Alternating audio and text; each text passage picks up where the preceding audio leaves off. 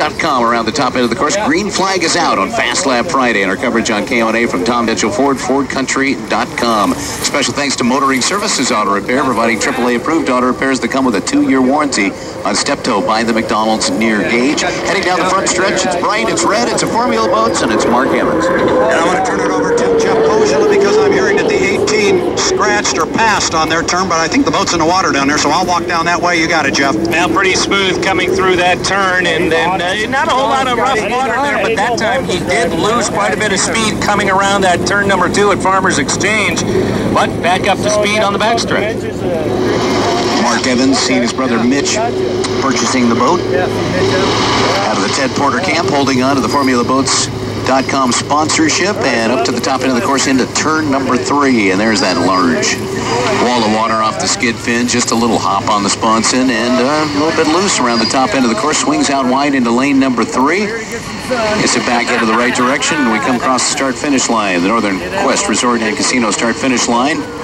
Fast Lap Friday, first lap at 147.693 miles per hour for Mark Evans. Where does that put him versus Perkins?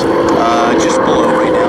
All right, he's already the corner, and he's solid through the turn here, already to the apex, and he will head down the backstretch one more time on lap number 2. He just needs another mile an hour. See if he can pick that up on the second lap. 3-lap qualifying out there, and then we'll have a chance to go through the order one more time, time dependent.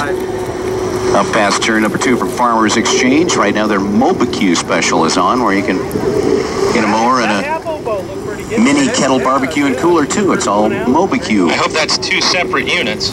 Yes, that would be a little bit different. I don't think it'd be advisable to mow and barbecue at the same time, but it'd be a great time saving.